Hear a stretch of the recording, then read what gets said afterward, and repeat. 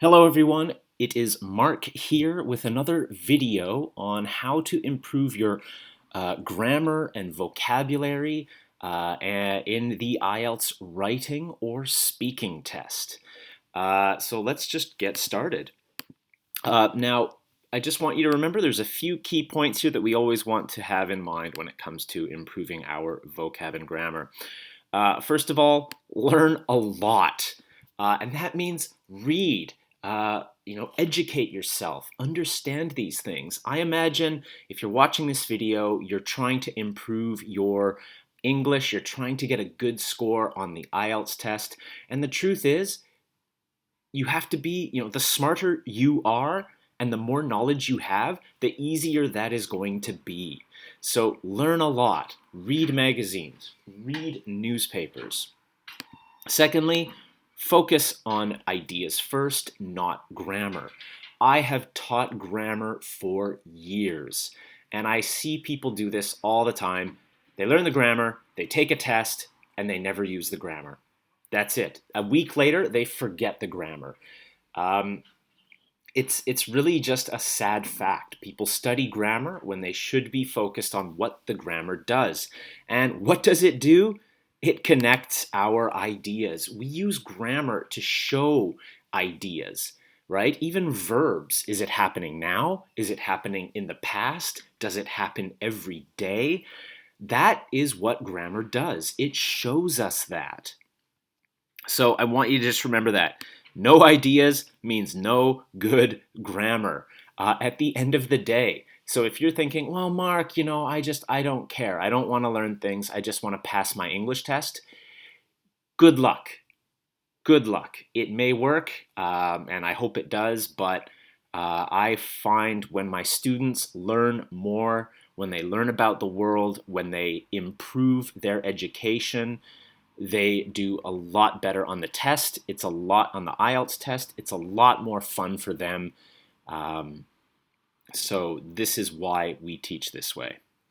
And just as always, think of language as a habit, not as a skill. Yes, I understand that language is a skill, but really, if you want to get good at it, you have to do it regularly. Every day, a little bit of listening or reading is great. Even a few times a week is good. But just remember, studying grammar, studying vocab, studying reading, don't do that. Just do it. Read the newspaper. Even, 20 minutes every day is going to help you. In 3 months, your English will be so much better. So have a habit. That'll help you build the skill. And just please remember, at the end of this video, there will be grammar and vocab that will help you get a high score. I'm here to help you get that high score. I want you all to get 7s, 8s, and 9s in your speaking and writing. But as I said, you've got to have the ideas first. My advice to you right now, please watch this TED Talk, How Childhood Trauma Affects Health Across a Lifetime by Nadine Harris. It's easy to find. Just Google it. You can watch it here on TED, and you can watch it on YouTube.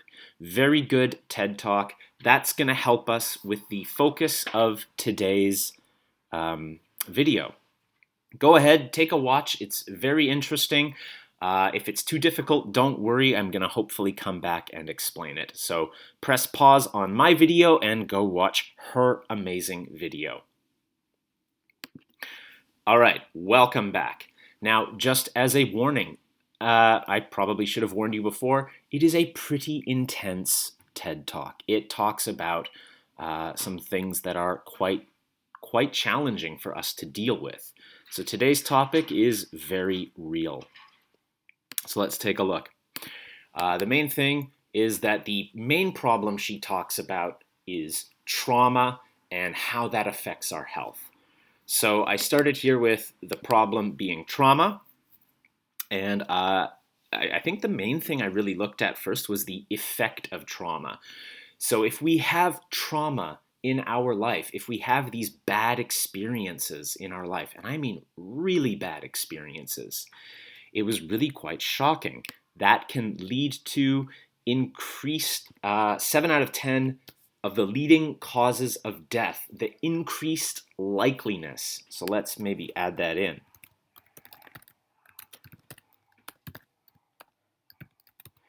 Increased likeliness of 7 of the 10 leading causes of death. She mentions that brain development is affected, our immune system is affected, and our hormonal system also, our hormonal development. It even affects our DNA, how our DNA is interpreted. She got a bit more specific with heart disease and lung cancer being more likely, and even a 20-year difference in life expectancy. Clearly, Microsoft wants me to put a dash there. She mentioned all kinds of specific problems: ADHD, hyperactivity, increased risk of hepatitis, lung disease, lung cancer, all of it. Eventually, later, she mentioned there's also an increased risk even without high risk behavior. So again, if I'm thinking about, what are some of the major causes of health problems? We often talk about diet and exercise. And look at this, high risk behavior because of trauma. So imagine if you're in your IELTS test and they ask you, why do people have so many health problems? Exercise, diet, but a lot of people don't talk about the effect of trauma. That is something you could talk about. That is something you should know about. A person who gets a higher score on their language test is able to express these less familiar ideas, these less common ideas, and that's going to help you improve your vocabulary, and to be honest, not just in English, but also your native language. You will be more articulate the more you learn. And again, high-risk behavior. This is a beautiful example of 3 very, intermediate pieces of English, very intermediate vocabulary. But if you put them together, they mean something so important and so specific. So remember, it's not just learning new vocab, it's learning to use intermediate vocab in very specific ways. Yes, she also mentions suicidality and high blood pressure. And then she also does talk about the causes. Very interesting cause. Doctors are not trained to deal with trauma. And she mentions, yes, prescriptions. You prescribe drugs, you refer people, but she was commenting that a lot of doctors are not trained in identifying and managing trauma. So again, what is this trauma? What are these bad things? What can cause these issues? She mentions abuse, neglect, parents with mental illness or substance dependence. So there's a very fancy way of talking about drug addiction or alcohol addiction. What's the cause of the problem? That trauma is viewed as a social problem or a mental health problem, not as a physical health problem. She goes on to talk about, again, what is trauma, what causes it. And by the way, please remember, we've got this word cause and problem. And yeah, like these things I've put in the cause column, they are problems. So you kind of could put all of this together because trauma is all of these things that we talk about here. And she mentions physical, emotional, sexual abuse, and she mentions neglect, even incarceration, all right? If you know someone who has been put in jail, that will affect you. Divorce can affect you. And then she comments, right, that the more ACEs there are, the worse the health outcomes. Now, this could be in the effect column. This is where, cause and effect and problem, there's quite a lot of similarity here. Like, why does this cause, why do these problems happen? Because of the trauma and what happens in the trauma. Your hormone development. She mentions this part of the brain, which I have spelled incorrectly. Now, let's just ignore that. prefrontal cortex, the way the brain is affected. Now, again, in your test, you don't need to have words like prefrontal cortex, although, hey, if you use it, cool. She mentions issues with impulse control and learning, parts of the brain and the fear response, how the stress response system is affected. And again, intermediate vocab with an advanced meaning. So if you're talking about how someone has health problems, let's say it's obesity and it's connected to poor diet, that could be connected to the stress response system. And we see all of this information. And, again, this is where language gets really interesting. Where the brain is the stress response is supposed to be a good thing, but it goes from being adaptive and life-saving to maladaptive. And again, I can give you a vocab list, or I can give you a beautiful 20-minute lesson on what the word mal means when you put it in front of a word like maladaptive. But in the end, if there is no context, you will not remember it. So again, looking, why it's good to watch these videos, take notes, and review this information. That's much better than simply, studying lists of vocabulary. You will never remember this if you just, see it on a list given to you by a teacher. And yeah, a lot of students say, can you give me a list of vocab? And I say, no, that's a waste of your time. You're not going to remember 200 vocab words, but if you remember, 20 words that you've learned in context, that can help you get the high score. And again, she makes that point about how children are particularly sensitive and how the immune system and DNA are affected. So look at all that information. She eventually does talk about solutions, providing better care for people, finding the root of the problem. There's another beautiful piece of vocabulary. She mentions all these things, reducing adversity. Again, beautiful word. Adversity, challenges, major problems. Beautiful piece of language. More solutions, education, recognizing the crisis and addressing it. Again, simple vocab used very specifically. All right, so as I said, we talked about some of the ideas that are going to help us. Let's look at how we can make our grammar a little bit better.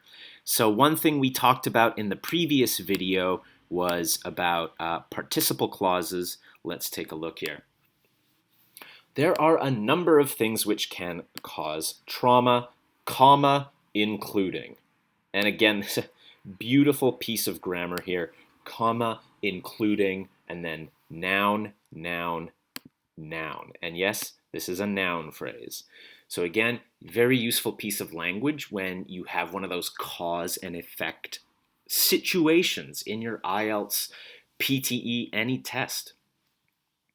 Trauma can increase the risk of a number of health problems, comma, including heart disease, cancer, and even hepatitis. Now, this is an important word here because, again, hepatitis seems a little bit strange to be an effect of trauma. So make sure if you have the test that you do explain this. And remember, that's the main thing. If you just say the word, it can lead to hepatitis, that doesn't really make sense. And it gives you this opportunity to extend the idea, and then you explain it. So you just simply continue the idea with this is because trauma increases the likelihood of engaging in risky behavior, and I can keep going. This may include unprotected sex or intravenous drug use. People in these categories are at a higher risk of exposure. And then, again, you've extended the idea, you've required, and That's one of the key things for a high score in an English test. It's not just your vocab and grammar. Extend your ideas. Explain what you're trying to say. Trauma can increase the risk of a number of health problems, including heart disease, cancer, and even, because again, this is a more extreme situation, suicidality. So again, just using that word even really says something. And if you're taking your IELTS test, this gives the examiner an opportunity to consider a higher score for you with that word. Few more pieces of language that we can look at, and I'll make that a bit easier to read.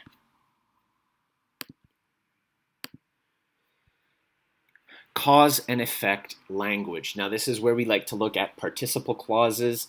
Don't overthink it. Just, again, build on ideas of how things connect. Adverse experiences in childhood can traumatize young people. Full stop or period. As a result, brain development, the immune system and hormonal development are affected. Okay, and again, you've already said this, now explain it. If your nervous system is constantly producing stress management hormones, it loses its ability to regulate. So I explain the idea, and again, look at all this language. You will not remember this language if you don't think about the idea.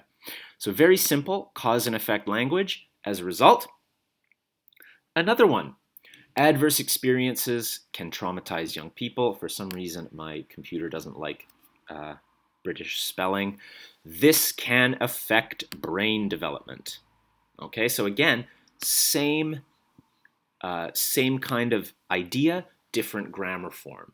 And this is the beauty of cause and effect. You can express the same idea and use so many different structures of grammar. Watch out, it's period, this.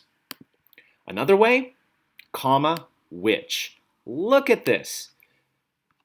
These sentences are almost exactly the same, but the grammar, it looks different, it sounds different, and if you're trying to use a range of grammar structures in your writing or speaking, this makes it so much easier. Again, here, same thing. I've removed can and added which affects. By the way, just don't forget that S. Or my favorite, comma, ing. All right, so look at this. We've got, we've gone from this can affect, which affects, or the shortened form, comma, affecting. And this is one of the beautiful things. You can do this with almost any verb. I absolutely love using this piece of grammar because it is so efficient and effective at showing how ideas connect. I've got some more examples here. If your stress response is constantly active, it may become maladaptive or health damaging. Vocabulary I have straight up stolen from the TED Talk, comma, possibly leading to. So again, comma, ing, comma, ing.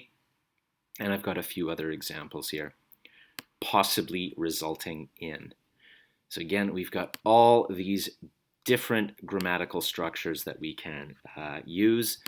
Actually, they're not different. Sorry, we have all this different vocabulary we can use that follows this same structure, which can possibly lead to or just possibly leading to.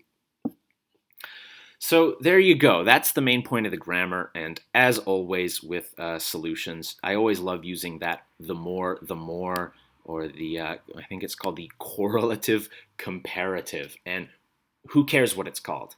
But this, the more, the better, the more. All right? The better we understand adversity and trauma, the more we can help people. Or the more we understand how trauma affects us, the faster we can heal, or the more control we can have in our lives. Like that grammar point is so helpful, and you can use it to talk about any kind of solution. The more governments invest in adversity and trauma management, the healthier the population will be, and the healthier the economy will be, because people will be able to work, because it's all about the economy. Anyway, I'm going to leave it there. I hope you found that helpful. And as I said, just remember, I hope you had a good time with this video today. But please remember, it's easy to understand, but a week from now, if you don't review either this video or the other videos, you're going to forget. Please remember, language is a habit, and you want to be using it every day. So is, critical thinking and thinking about cause and effect. So please have a healthy English diet. By the way, if you want to show me some of your grammar skills down below, I would love to take a look. And yeah, if you make a good effort, I'll give you some feedback. So have yourselves a great day. Good luck with your preparation for your English tests, and I'll see you next time. Bye-bye.